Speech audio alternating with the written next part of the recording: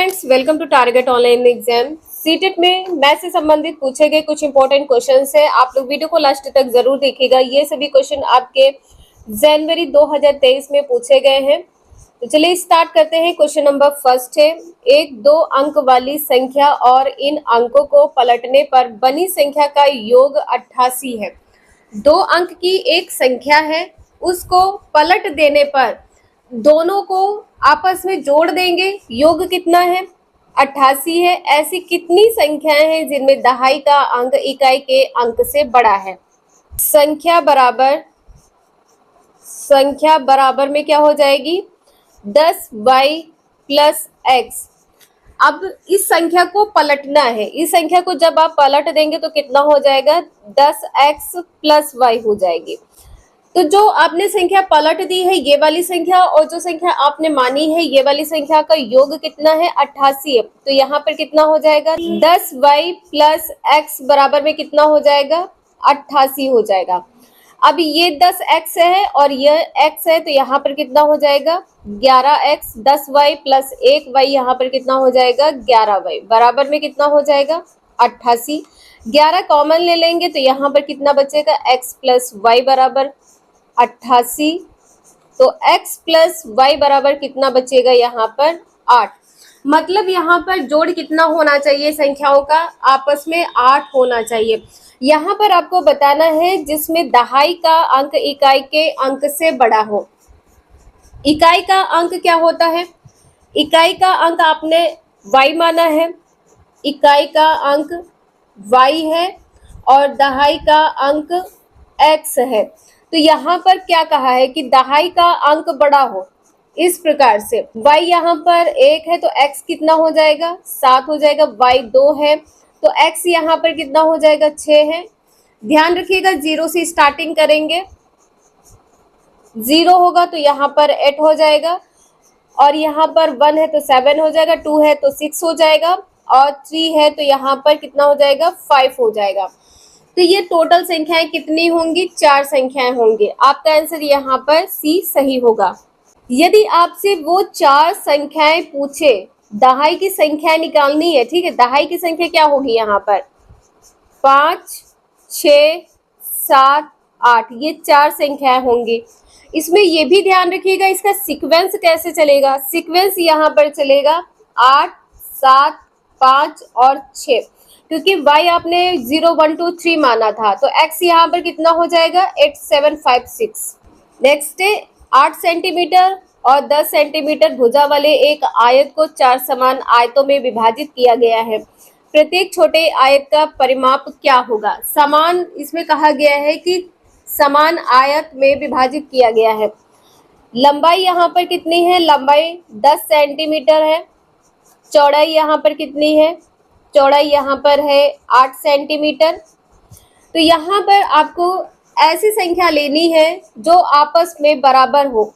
तो 2, यदि हम इसको 2 से कट करें, इसको 3 से कट करें तो बराबर भाग में विभाजित नहीं होगी, इसलिए यहाँ पर 2 से भाग कर देंगे और यहाँ पर भी 2 से भाग कर देंगे।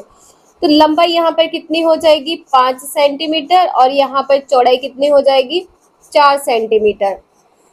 तो प्रत्येक छोटे आयत का परिमाप ज्ञात करना है।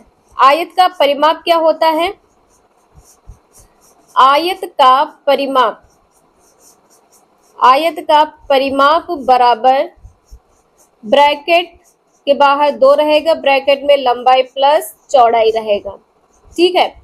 लंबाई कितनी है 5 है, चौड़ाई 4 है, 5 4 9 हो जाएगा। 9 गुणे 2 बराबर कितना हो जाएगा 18 सेंटीमीटर। 18 सेंटीमीटर सी आंसर यहाँ पर आपका सही हो जाएगा। नेक्स्ट है निम्नलिखित में से कौन सा कथन सत्य है। एक अभाज्य संख्या, अभाज्य संख्या क्या होती है, वह संख्या जो स्वयं से कट हो जाए या 1 से कट हो जाए। संख्या में जब दूसरी अभाज्य संख्या जुड़ जाए, तो मान लीजिए एक अभाज्य संख्या क्या है 3 है, दूसरी अभाज्य संख्या कितनी है 5 है, कितनी हो जाएगी 8 हो जाएगी। तो एक अभाज्य संख्या प्राप्त होती है। ये तो सम संख्या है, ये तो 2 से कट हो जाएगी, तो ये पॉइंट यहाँ पर गलत हो जाएगा। एक अभाज्य संख्या को दूसरी अभाज्य संख्या से गुणा किया जाए, 3 5 6 15 संख्या 3 से कट हो जाएगी, ये भी पॉइंट यहाँ पर गलत है। अभाज्य संख्याओं के गुणनखंड नहीं होते हैं या अभाज्य संख्याएं अपरिमित रूप से अनेक हैं। अभाज्य संख्याएं अपरिमित रूप से अनेक है। यहाँ पर कहा है आपसे सत्य कथन, तो यहाँ पर सत्य क्या हो जाएगा? डे। अभाज्य संख्याएं अपरिमित रूप से अनेक होती हैं। नेक्स्ट है वह संख्या जिसमें 88 और 160 को विभाजित करने पर शेष फल क्रमशः 3 व 7 आए, निम्न संख्या है। यहाँ पर संख्या आपको बतानी है कि कौन सी संख्या है। 88 और यहाँ पर संख्या कौन सी है? 160 है। 17 गुणे 5 प्लस 3, 17 पचे 85 और 3 कितना होगा? 88। ठीक है। इसी प्रकार से 17 गुणे 9, 17 गुणे 9 प्लस 7, 17 नवा कितना होता है? 153 और प्लस में कितना हो जाएगा? 7। तो यहाँ पर संख्या कौन सी हो जाएगी? 17। बी आंसर यहाँ पर सही है, 17 है। ऐसे ना समझ में आया हो आप लोगों को तो इस प्रकार से इसे भाग करके देख सकते हैं। ठीक है, 17 से भाग करिए 88 को। 17 पचे 85, कितना शेष बचा? यहाँ पर 3 शेष बचा। ठीक है, यहाँ पर 3 शेष बचा। इसी प्रकार से 160 को 17 से भाग करिए। 17 नवा कितना होता है? 153 होता है। यहाँ पर कितना शेष बचेगा? 7। क्रमशः शेष 3 व 7 बच रहा, तो आपका आंसर यहाँ पर 17 सही हो जाएगा। नेक्स्ट है मालिनी के पास 2 रुपए 5 रुपए के सिक्के हैं। यदि उसके पास सिक्कों की कुल संख्या 36, सिक्कों की कुल संख्या कितनी बताई गई है? 36 और रुपए कितने हैं? 105 है। 2 रुपए 5 रुपए के सिक्के हैं, 2 और 5 के सिक्कों की संख्या बतानी है। तो यहाँ पर आप ध्यान दीजिएगा, जो सीरीज यहाँ पर ये है, ठीक है, ये 2 के सिक्के की सीरीज है। ये सिक्कों की जो संख्या दी गई है ये 5 के सिक्कों की सीरीज है। तो आप लोगों को करना क्या है? 26 और 10 कितना होता है? 36। ये सभी 36 संख्याएं आ रही हैं। ठीक है, ये 36 संख्याएं आ रही है। आपको सॉल्व कैसे करना है? देखिए, आंसर से ही ये क्वेश्चन सॉल्व होगा, ट्रिक से। तो यहाँ पर हम बी ले लेते हैं। ठीक है, 25 गुणे 2 और यहाँ पर 11 गुणे 5। 25 दूना कितना होता है? 50 होता है और 11 पच्चे 55 होता है। आपस में जोड़ देंगे तो कितना हो जाएगा? 105 रुपए। आपका आंसर यहाँ पर बी सही होगा। जो ये सीरीज दी होती है तो क्रमशः सिक्कों की संख्या दी होती है। ठीक है, इसी में गुणा कर दीजिएगा, आपको सिक्कों की संख्या पता चल जाएगी कितने सिक्के हैं। राशि 105 यहाँ पर आप लोग देख सकते हैं 105 आ रही है, तो ये आंसर आपका यहाँ पर सही है। नेक्स्ट है एक 270 सेंटीमीटर तार को एक आयत का रूप दिया गया है। 270 सेंटीमीटर एक तार है, उसको आयत का रूप दिया गया है। यदि इस आयत की चौड़ाई 50 सेंटीमीटर, चौड़ाई कितनी बताई गई है? 50 सेंटीमीटर है, तो इसकी लंबाई क्या होगी? लंबाई बताना है। यहाँ पर क्या होगी? यहाँ पर आपको जो 270 सेंटीमीटर दिया गया है ये क्या है? परिमाप है, आयत का परिमाप। तो आयत का परिमाप क्या होता है? आयत का परिमाप बराबर क्या होता है? 2 ब्रैकेट में लंबाई प्लस चौड़ाई।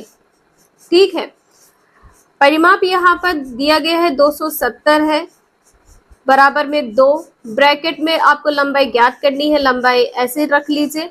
चौड़ाई दी गई है 50 सेंटीमीटर है।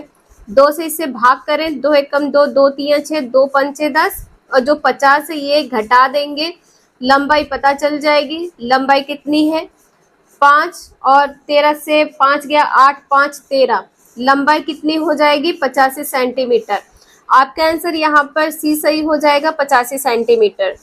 नेक्स्ट है कक्षा सेकंड के छात्रों को 35 लिखने के लिए कहा गया तो कुछ ने 305 लिखा।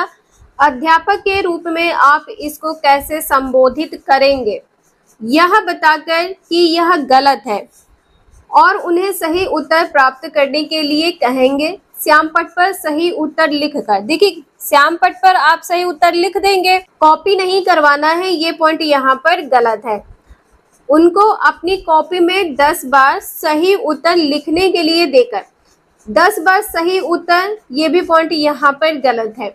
यहाँ पर क्या कहा है कि यह बताकर यह गलत है, आप बता देंगे कि यह गलत है और उन्हें सही उत्तर प्राप्त करने के लिए कहेंगे कि बच्चे स्वयं सही उत्तर प्राप्त करें। ये भी पॉइंट यहाँ पर गलत है, डी आंसर यहाँ पर सही है। उन्हें मूर्त पदार्थ से विनिमेय नियम समझाकर, ठीक है, विनिमेय नियम समझाएंगे, डी आंसर यहाँ पर सही है। नेक्स्ट है गणित के प्राथमिक पाठ्यक्रम में प्रतिचित्रण जिसे मानचित्र कहते हैं कि कौन से पहलू विद्यमान है। प्राथमिक पाठ्यक्रम में मानचित्रण के कौन से पहलू विद्यमान है। मानचित्र का अर्थांकन, बिना पैमाने वाले आलेख, संकेतों प्रतीकों का प्रयोग, पैमाने के अनुसार आलेख खींचना। अर्थ का आंसर यहाँ पर क्या हो जाएगा। देखिए प्राथमिक स्तर की बात की गई है, बच्चे पैमाने मतलब स्केल से कैसे आलेख खींचेंगे, तो यहाँ पर आपका आंसर डी नहीं होगा। ए बी सी ये तीनों पॉइंट यहाँ पर सही है, डी यहाँ पर नहीं होगा, इसे ध्यान रखिएगा, डी यहाँ पर नहीं है, ए बी सी ये तीनों पॉइंट यहाँ पर सही है। नेक्स्ट है राष्ट्रीय पाठ्यचर्या रूपरेखा 2005 के अनुसार निम्नलिखित में से कौन सा विषय प्राथमिक विद्यालयों में गणित पाठ्यक्रम का भाग नहीं है।